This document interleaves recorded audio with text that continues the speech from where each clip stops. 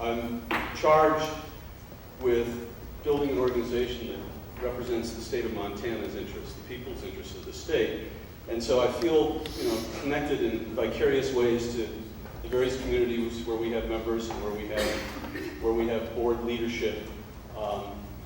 And it was clear to me after the police actions and the street actions in the aftermath of the Hells Angels that we needed to be very careful as we approached showing this movie to make sure that it was received and presented in a context that was constructive and productive.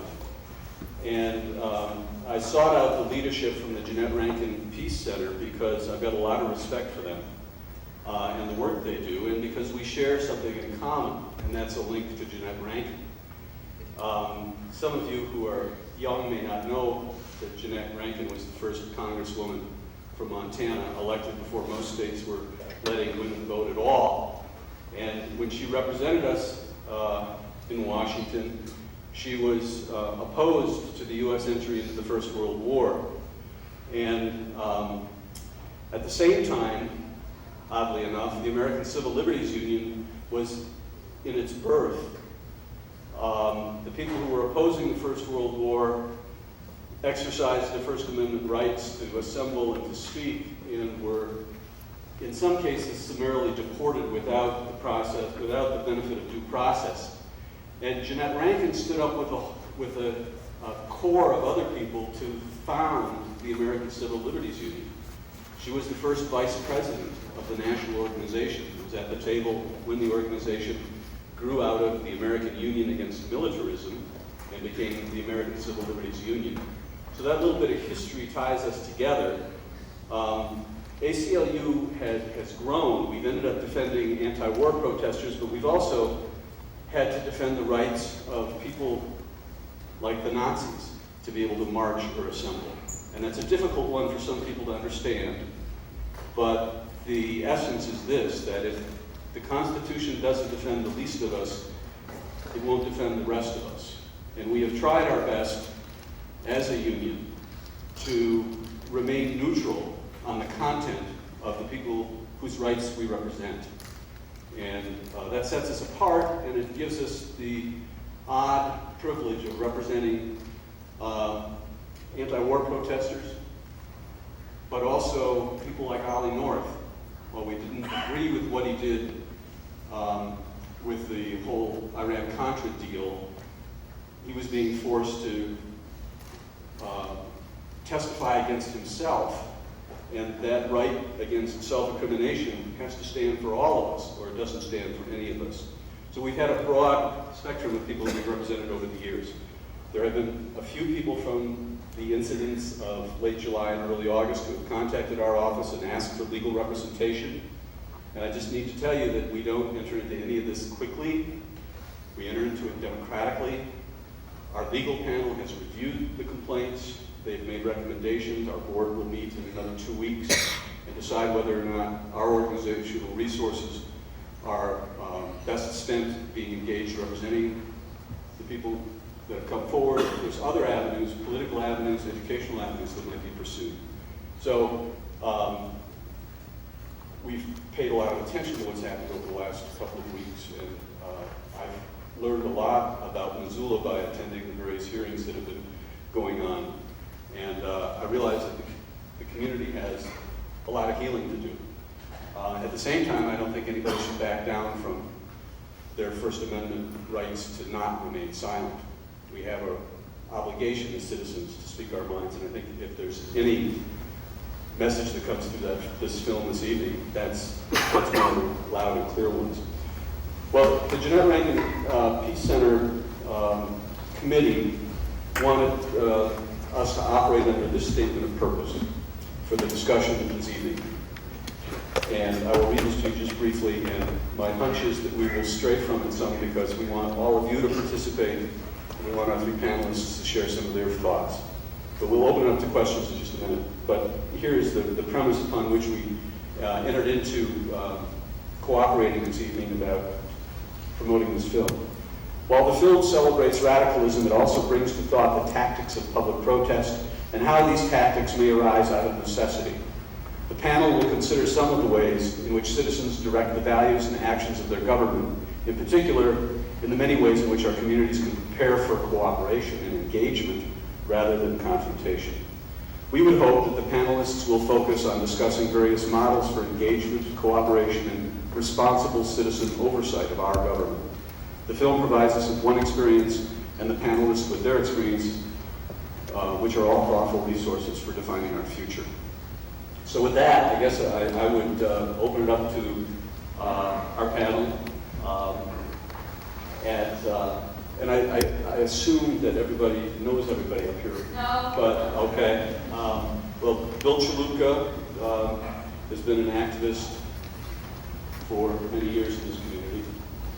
Janet Robideau is a leader in Native Action here in town and has a long-standing relationship with the police department here and helping. I don't need it to sound anyway. I'm going to leave it at that. Janet can explain it, and Stu Albertine met earlier. So let me just start out with each of you. The rather dramatic admonition at the end of the film statement was that young people need to carry forward the politics of protest. What do you think about that, and wherever else you want to go with it?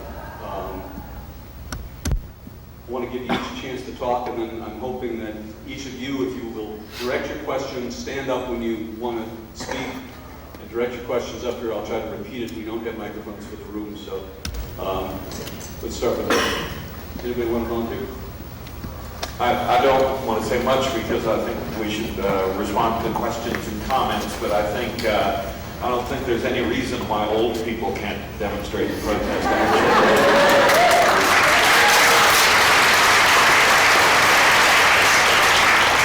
I think one of the criticisms that people had talking about the Vietnam War was that there were old men sending younger men to battle, and I think we first ought to change the genders and then scramble the generations there.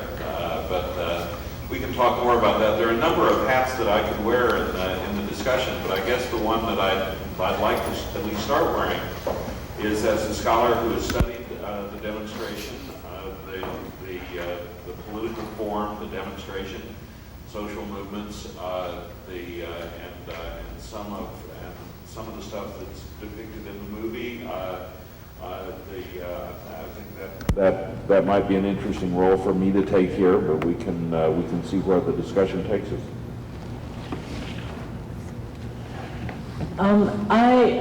First of all, y'all have to wish me happy birthday. Today's my birthday.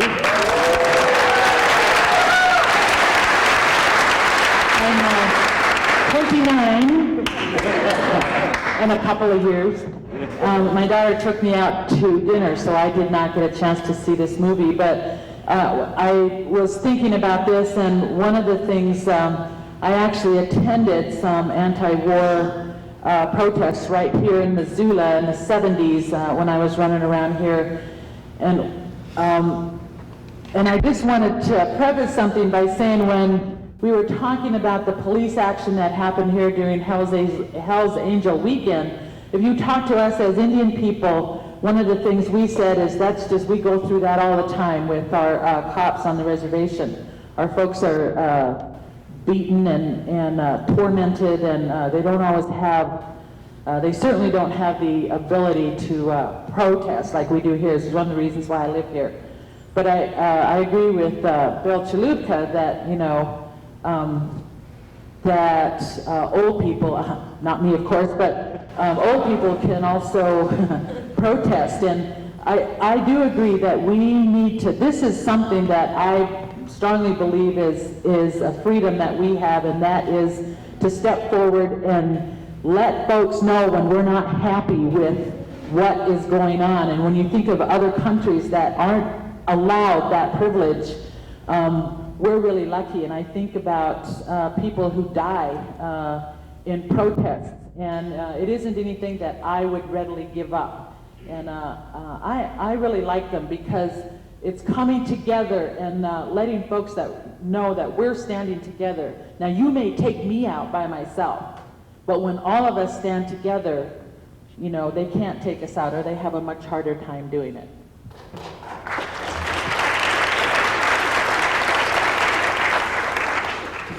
Well,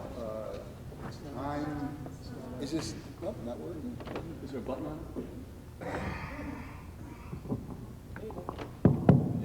Here we are. The gift of speech. Well, I'm a 60s radical who's just entered his own personal 60s, just last December 4th. And I still march and I still protest. And so did Abby, really up to the end. But he does make a point in there, in the movie, in that speech.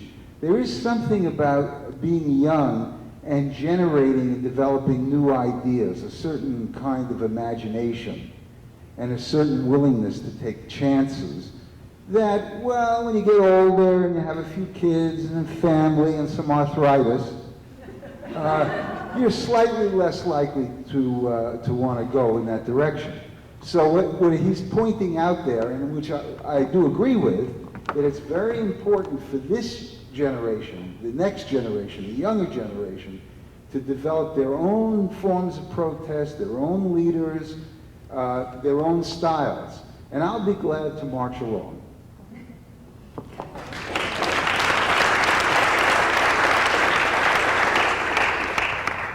I'm going to be a moderator and not throw in my 2 cents worth till the end. Try to do my best to just be a traffic cop here tonight. So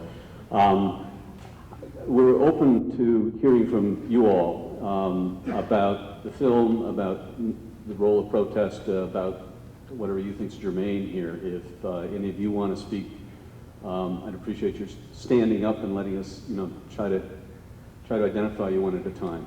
Yes, please. I'm curious, at what point do you think people feel that they are taking the streets for a legitimate cause? In a sense, when do we decide that our government isn't representing us, and therefore justified to take to the streets? And would you just take this? I mean, it's thinking in terms of initiating these street theater tactics. The question, if you couldn't all hear it, was at what point are we justified taking to the streets? What makes an issue of that magnitude? I'm putting words in your mouth saying that. Go ahead. Just briefly, the question of legitimacy is an interesting one to raise in the context of Abbie Hoffman, who did a lot of things which brought his own legitimacy into question in an attempt to really undermine the legitimacy of the things he was protesting against. In other words, part of the reason Abbie Hoffman is so interesting, it seems to me, is that, let's see if the bottle will go all the way down, is that part of the reason that he's interesting is that he did not enact the power, he did not reenact the power that he was opposing. He was not somber, he quit dressing in a tie and quit cutting his hair pretty quickly. And he believed clearly, and the movie shows this, he believed that the forces arrayed against him were so overwhelming that rather than replace them, they first had to be made uneasy, and new ways to attract a community of protest had to be developed. And I think those are some of the things he did. Now, you're asking, was that legitimate, or is that legitimate? There are a set of strategic and tactical questions any protester has to deal with for himself or herself, and legitimacy would be one of those questions. There are others. I don't wish to take the role of the sort of God figure social scientist who says this was a legitimate and that was not a legitimate one. I think that's a tricky question to answer, and I don't want to leap to it.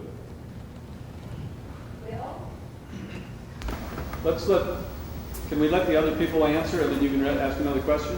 Is that all right? I just want to say for us, and I remember back when I first joined the American Indian movement back in 1973, and that was a militant movement, much different than what I do today. But for us, in my work today, when we take stuff to the streets, there's a number of things that we've done that lead up to that. And you know, it's a show of power, and it's not something that we do just immediately right off the bat. There's things that we do, including building our organization and giving people a sense of their own power, and it's a fun thing to do together, because it's, you know, it's not easy to stand out there by yourself and screech at the cops, but when you're doing it in a group of 50, or, you know, a nursing home administrator, or a legislator, or, you know, a school system, or whatever. But we do, I know before we do anything like that, that there's a number of steps that we take before we take it to the streets. The question of legitimacy and protest and rebellion is one that's haunted political theorists and writers, going back to Thomas Aquinas and Aristotle, and they never came up with an answer. There is no objective answer. There is no objective answer. You really have to, each individual has to look into themselves and find the answer. The answer is inside of you. It doesn't exist in some objective way. Now, in the 60s, we considered the war to be unconstitutional. So I suppose that was a way of legitimizing the rebellion, an illegal war. Racism and segregation seemed to be blatantly unconstitutional. So that was a way of legitimizing that. But some protests might be against situations that are constitutional, but they're just wrong. So you have to find it in yourself, and you have to find the appropriate form of protest that suits you. And if that creates a somewhat anarchic and chaotic society, good.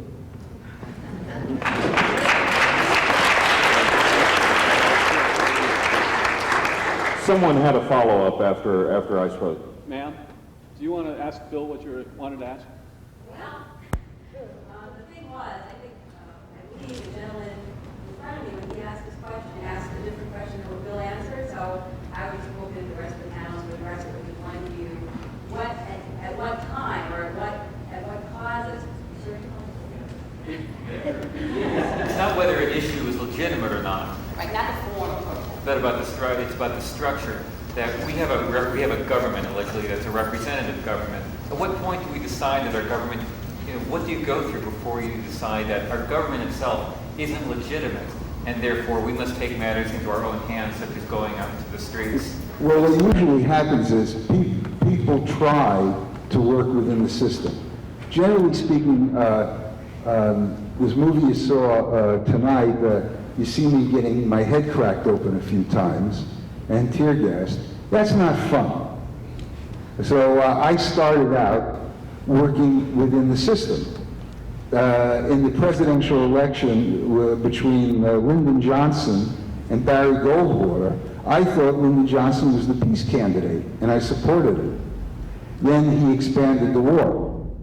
And then in my eyes, the whole representative democratic system broke down. Lyndon Johnson was the peace candidate. He denounced Barry Goldwater as a warmonger, and then he expanded the war. So at that point, I went into the streets, and I took my chances. Different people do it at different times, but most people start out going through the system. It's only when the system doesn't listen, when the system betrays people, that they get motivated to more extreme forms of protest. You read history, you'll see that's true.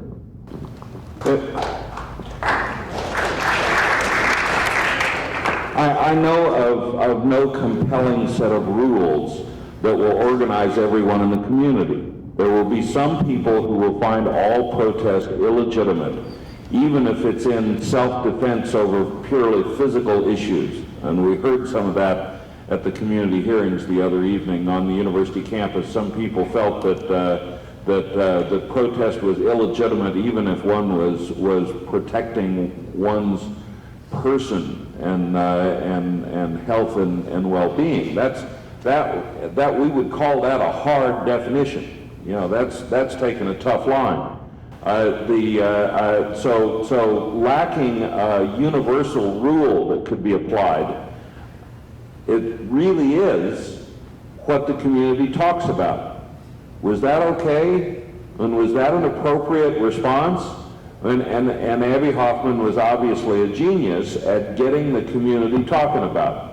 You know, was it all right to throw those dollar bills off of the balcony in Wall Street? I mean, that showed a lot of disrespect. But it also it got people talking. And of course, his position was that you almost couldn't pay enough disrespect to Wall Street. So that sort of takes care of the problem from his perspective. I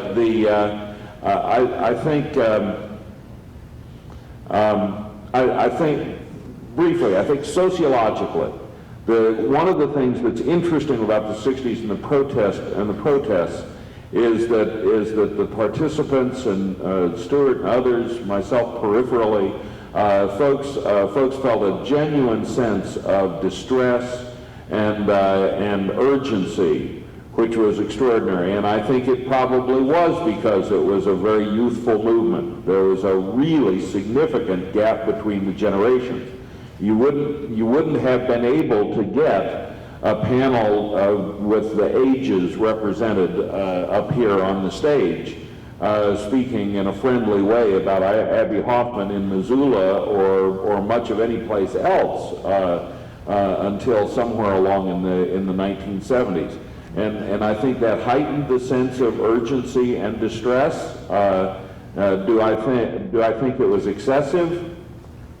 No. I don't think it was excessive, but I can understand that other people might argue differently. I think one of the questions that some of the reviews of the movie have already raised is the extent to which Abby Hoffman generated the resentment politics that obviously followed, and I think it's a legitimate question, but clearly the movie raises the question that J. Edgar Hoover and Hoover's approach, and despite Hoffman's paranoia, Hoover was a malign force of astonishing proportions. There are a couple of good biographies now you should read if you're not familiar with him. In a sense, Hoover creates Hoffman and Hoffman creates Ronald Reagan, and that happens in politics all the time.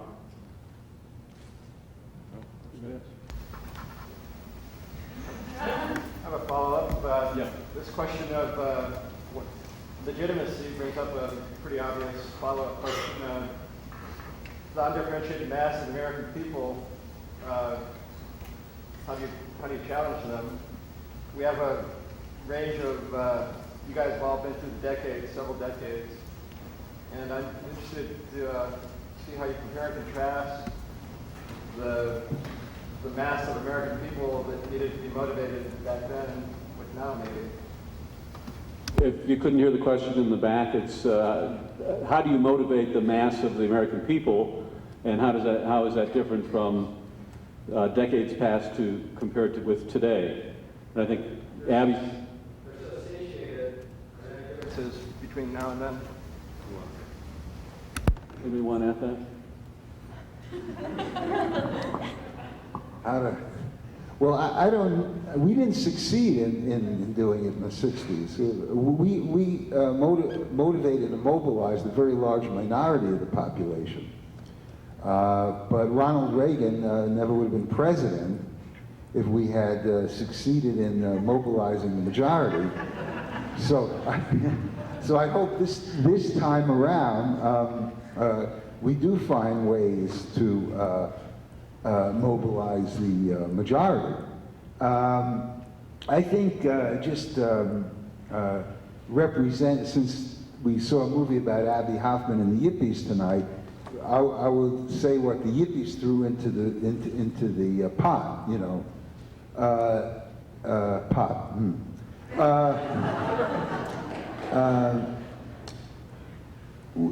The sense that you could be very serious about your purpose without being boring, without being dry, that you could be whimsical, imaginative, witty, funny, creative, festive, and still be really serious, really putting it on the line.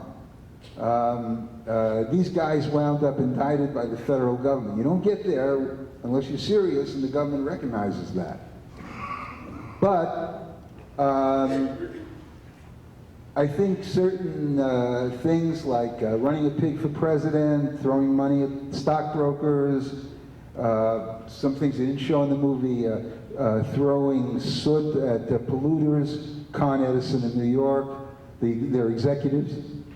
I ran for sheriff of Alameda County in the early 1970 as a protest candidate and carried the city of Berkeley. It's true, it's in the record book. That's fun. And a lot of people liked it. A lot of people liked it. So what I would say when we say, well, how do you mobilize the majority? I don't know exactly how to do it, but I know not with a boring movement.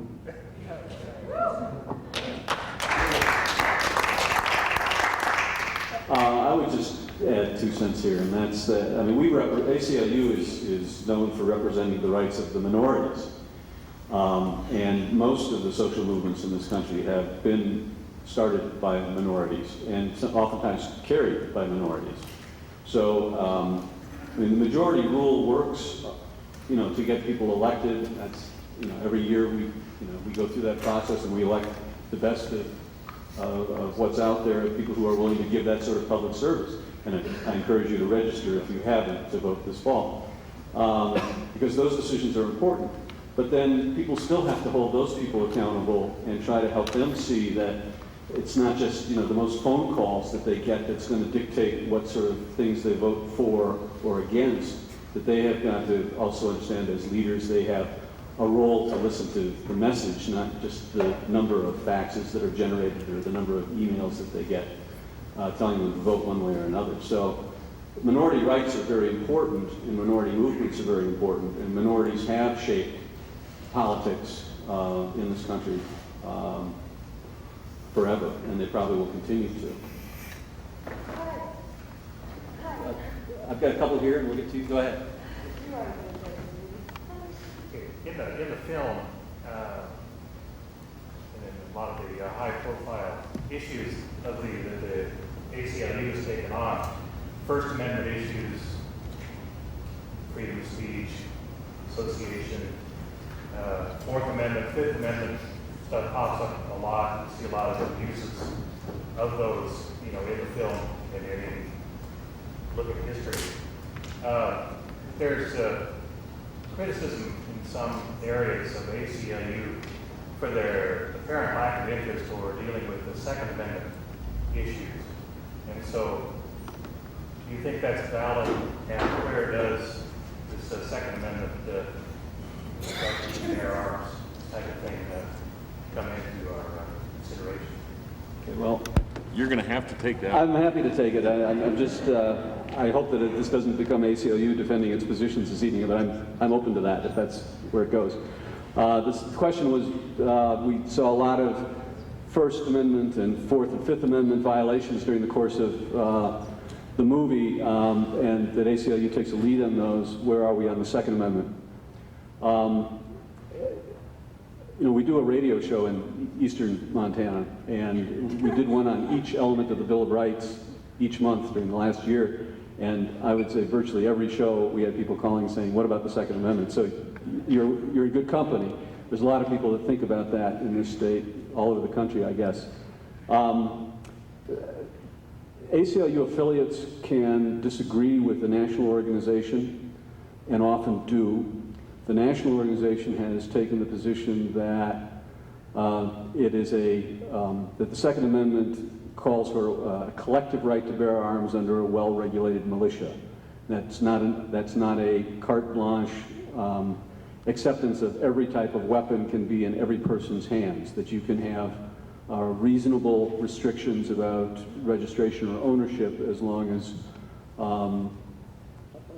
well, that's the Nationals' position. Our affiliate has never been able to agree on a position. And I'll tell you, I mean, I had a librarian who you think of as, the defenders of intellectual freedom, who was a pistol expert and who defended the Second Amendment as fervently as she did the First Amendment. But you do have ACLU affiliates around the country where violence in the community is such that they've taken positions supporting some limitations on handguns.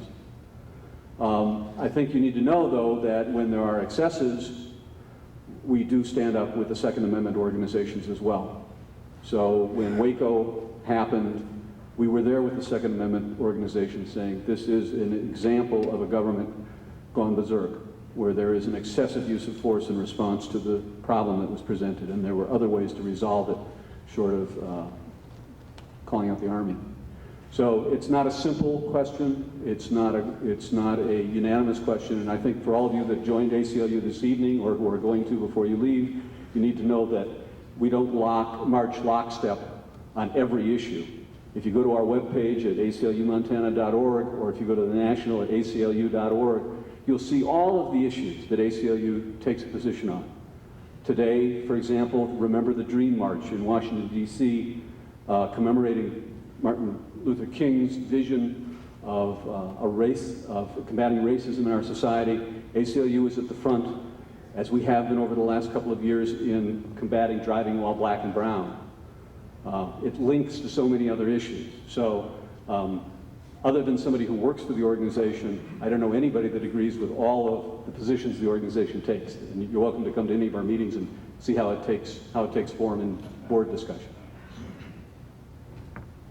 Yes, ma'am. Okay. You're going to have to speak louder. Oh, okay. Sure. I think it was a real bad thing, whatever organization put out the drugs in the 70s to stop the movement in the 60s. But who the hell is the CIA and who do they work for and why? I just, and whoever might be working for them, why? Who are you working for? It's pretty horrible. And the misinformation, it's pretty awful. They make a lot of good people look bad. And it all plays into the media. It's still happening, and it's more frequent than ever, and people just call you a freak. I mean, people think the CIA is some myth. There's no CIA, and nobody's working for them. But I'll tell you, there are many. But why? And who are those people working for anyway? The question is about the CIA. Who are they, and who are they working for? But also mention drugs, and I think the war on drugs was phenomenally important in counteracting the Abbie Hoffman's role and the role of others who tried to follow in that vein. It was obviously something that trapped Abbie himself, and the movie is ambiguous about that event, and from what I know of the history. Ambiguity is probably a good position to take. I don't know anything about that episode, but I do think that the war on drugs is a way to crack down on people who are different, on people who protest, on people who especially are young or black or brown, gay or lesbian. Was an extraordinary tactic and was just stunningly successful, and to the extent that we really have barely started to get rational on that subject yet. And I'm with you. The CIA, the Gary Webb, I think that's a persuasive argument that he made. Well, and in terms of the question of who is the CIA? That's the question. Yeah, who is the Who CIA? are they working for? Well, the CIA at its highest levels is nothing more than the American ruling class. And that's true of intelligence agencies all over the world. The social and political elite of the society runs the intelligence agencies. That's true in England, that's true in the United States, it's true everywhere. And the CIA took shape after World War II as America became a world power and its investment empire spread everywhere. The CIA came into existence to protect and defend that empire. And that's very clear cut. That's who they are and what they are. Now, of course, at the lower levels, you have, regular employees and people who come out of colleges and study law or study international relations or study a lot of foreign languages, and then the CIA recruits them. But at the highest levels, it's the elite of the society, period. I would just point out there's a distinction between the CIA and the FBI in terms of where their turf battles are, and the CIA is to operate outside of our shores, and the FBI internally. There was some question during COINTELPRO about the crossing of lines there, and I would recommend, at least if you haven't seen the book called Secrets by Angus McKinsey, it goes into COINTELPRO. He spent the rest of his life, he died of cancer a few years ago, after being busted by COINTELPRO of trying to expose it. And it's a good expose. Yes, sir. Yes, one thing about legitimacy and protest, by the way, we are not speaking about protest. What the key question, and that was the question about legitimacy, is destabilizing action, agitprop, which is as old as the political world. But don't you think that paradoxically what happened in the 60s, of course not the same time zeitgeist, not the same period, but it's paradoxically it's less possible now in spite of the liberal veneer of the state. And what happened to Missoula a few weeks ago is just that Missoula was behind the time. Postmodernity is catching up with Missoula. And what happened with the repression, the liberal mask of the city, of the organic, of the community, we all together, poor and rich, it falls down. And what you have the pure repression of the state, of the institution. And if you think that you can protest when the political body of the state has been streamlined by capital in such a way that destabilization is not possible anymore. Look, Giuliani, what happened in New York, we are still in New York. There's such a presence of the police, at least in the US. I mean, what kind of destabilization you can effectuate? You have the telesurveillance, you have this whole apparatus which is making it impossible for real destabilization. The US has the highest carceral population in the world. I don't know if you know that. That means a lot. Could you hear that back there? Thank you. I think if I can summarize that the level of the apparatus of the government is so much more sophisticated than it was in the 60s that the agitprop tactics won't work anymore. Is that a rough summary? And you guys can pick up on that.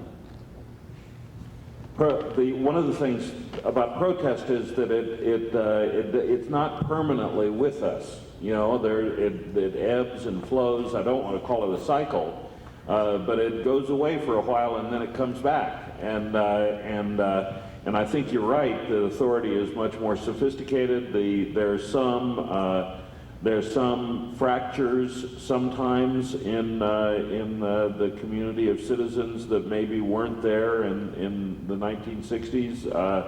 I think the situation changes a great deal. The battle in Seattle, I think, is a heartening event that all of us should be paying a lot of attention to, and much of that was reenacted, although not covered nearly as well, in Philadelphia during the Republican convention, in Los Angeles during the Democratic convention. There are communities of protest. There's folks associated with them in the room tonight. There are communities of protest that are mobilizing people, frankly, in a clear-headed and straightforward way that Abby Hoffman was better as a showman, I think. The Ruckus Society, for example, is better at the systematic, one foot after the next foot development of communities of protest. It's astonishing what they're doing. And so, sure, government gets more sophisticated, and the folks who wish to destabilize it need to grow and figure that out. And politics is always this act and response. It's a call and response game. It's always you're always linked to the people you're protesting against. You're trying to figure them out, trying to destabilize them, trying to make your points to the larger audience. It's just, I feel out of place here because here's a professor and here's Stuart, who was right in the midst of with Abby Hoffman. But I have to say this, that I'm just a person. I'm just a citizen living here in Missoula, Montana. And our folks are just fighting to survive on a day-to-day basis. We don't think about destabilization. We don't think about, the CIA. We're just trying to get by. And what we do is mobilize people to let them voice their opinion, to bring them together, to let them know when we're angry. So I'm just like sitting here going, I feel like a first grader who just got pushed into a college classroom, so.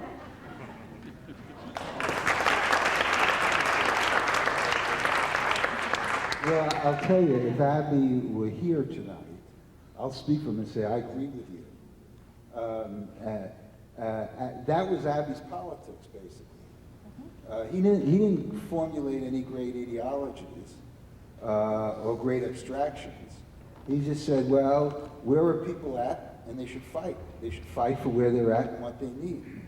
And so that's Abby's politics in a nutshell. We've got a bunch of hands here, so we're going to just start and work our way up here. Go ahead.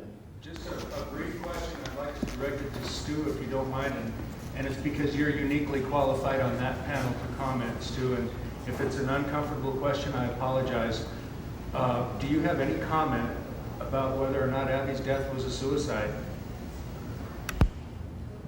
Question was, does Stu have any question that Abby's death was a suicide? Well, you heard earlier about how not everybody in the American Civil Liberties Union agrees on every subject. Among Abby's friends, there's a diversity of opinion on that question. For instance, the venerable Dave Dellinger, who has a brief appearance in the movie, now in his mid-80s and just got back from being a guest of the Japanese peace movement, just returned to the States, and still going at it in his mid-80s, an example to us all. Dave believes that Abby was murdered. And there are others who do. Sad to say, I do believe Abby committed suicide. There's evidence of it. There was an earlier attempt at a failed suicide that everybody knows happened. And then his letters preceding his death show that he had fallen into a very deep state of despair. Now, what isn't generally known is that he had a doctor who changed his medication to Prozac. And some of us think that perhaps that was a medical error and the Prozac contributed to it. Then I would add that my old friend Bobby Seale, the Black Panther you see in the movie being chained and gagged, and by the way, that really did happen in Chicago. Bobby actually thinks it might have been an accidental death. So there's just a diversity of opinions. There was no suicide note, and I guess we'll never know. I like the way the movie handled it. Just simply said, well, the coroner reported it was a suicide. Not taking a position, really. Yes, in the red shirt. I'd like to refer to the final scene of this film, which seems to show Abby Hoffman taking claim along with his fellow 60s activists for ending the treatment of women as second-class citizens. And I'd like to juxtapose that with scenes of his self-involved womanizing in this film and stories that I've certainly heard a lot about such things in the 60s. And I'm just kind of curious, Stu specifically, what your memories are of the white male hetero world working in the 60s to end treatment of women whenever this should happen, ending the treatment of women as second-class citizens. The question for those in back was the Abbey taking credit and the 60s protesters taking credit for women's liberation, and how that really jived with the reality of the interaction of the white male hetero world at the time. Is that fair? And aimed at Stu, of course. Naturally. Well, first, it would be really much better if my wife were here tonight to answer that question, because she has written about it. But tonight she couldn't make it because she's in Boulder, Colorado, at a Planned Parenthood conference. But Abby, in that scene, is not personally taking credit for the women's movement. That would be absurd. But he is saying that the 60s rebellion played a major in the founders of Ms. Magazine. And certainly everyone would acknowledge one of the founders of the women's liberation movement. The spirit of protest is saying no second-class citizens in America, starting with the civil rights movement, going into the peace movement, the counterculture, certainly stimulated the development of the women's movement. Now, what about individuals like Abby, womanizing? Absolutely. What? You had help. Phase 2. Oh yeah, well, exactly. We all grew up in America, and we rebelled against it. I grew up in America in the 40s and 50s in the rather somewhat tough streets of Brooklyn. Abby grew up in Worcester, Massachusetts. Jerry Rubin grew up in Cincinnati. We grew up in very, very sexist societies, and we portray Abby as a saint, and I sure as hell wasn't a saint. And my wife would tell you that right off. But she wasn't a saint either.